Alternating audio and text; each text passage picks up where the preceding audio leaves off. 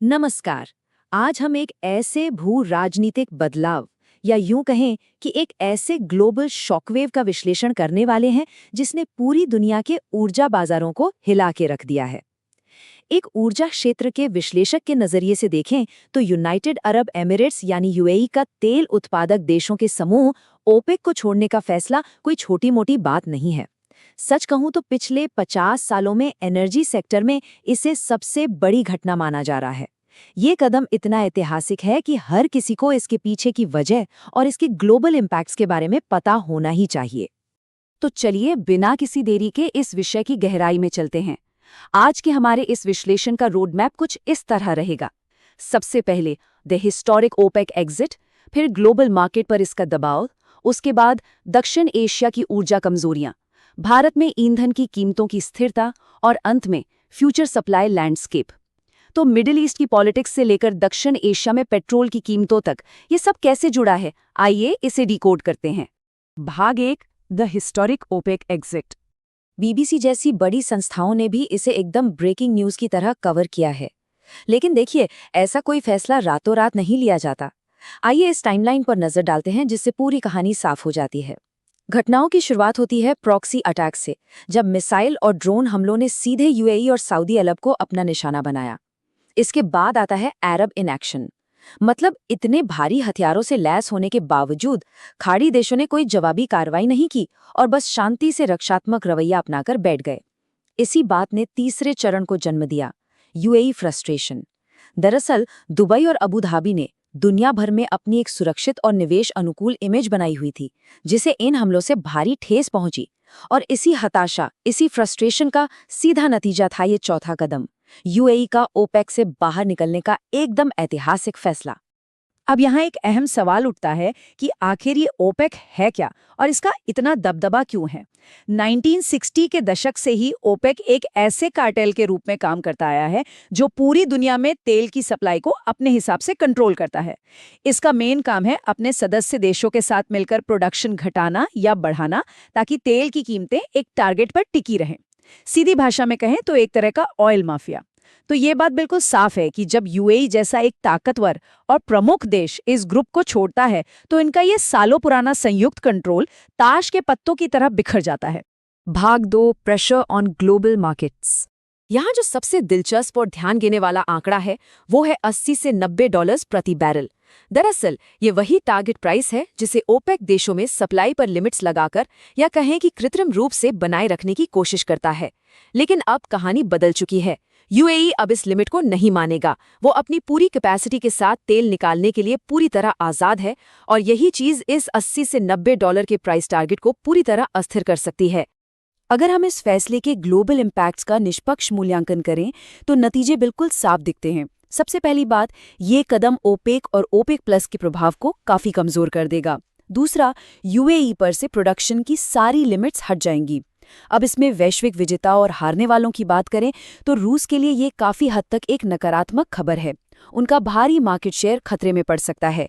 वहीं दूसरी तरफ अमेरिका को इससे बड़ी राहत मिल सकती है, क्योंकि तेल की कीमतें गिरने से वहां की रिकॉर्ड तोड़ महंगाई में कमी आने की पूरी संभावना है। तो यहाँ सबसे बड़ा टेकअवे ये है कि पुराना कार्टेल सिस्टम और यूएई का नया फ्री मार्केट अप्रोच एक दूसरे के बिल्कुल उलट हैं। एक तरफ ओपेक का वो कंट्रोल बाजार है जहां सप्लाई रोकी जाती है, कीमतें जबरदस्ती ऊंची रखी जाती हैं और सब मिलकर प्रोडक्शन घटाते हैं।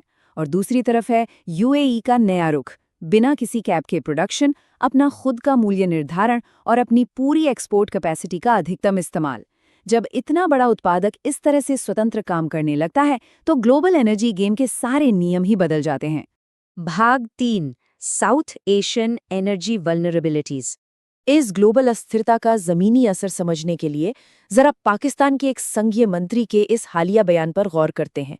उन्होंने बिल्कुल साफ शब्दों में कहा है, हमारे पास कोई रणनीतिक रिजर्व नहीं है, हम केवल कमर्शियल रिजर्व पर चलते हैं और जो क्रूड है वो केवल 5 से 7 दिन का होता है।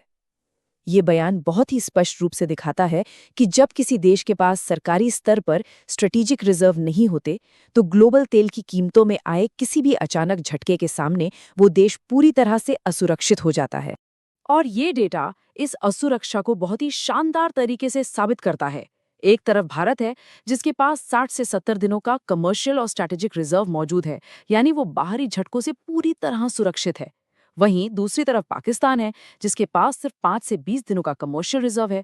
जब इस तरह रणनीतिक रिजर्व की कमी होती है, तो उसका सीधा असर ये होता है कि पेट्रोल डीजल के दाम आसमान छूने लगते हैं और फिर खाना, कपड़ा, हर बुनियादी जरूरत की चीजें बहुत महंगी हो जाती हैं।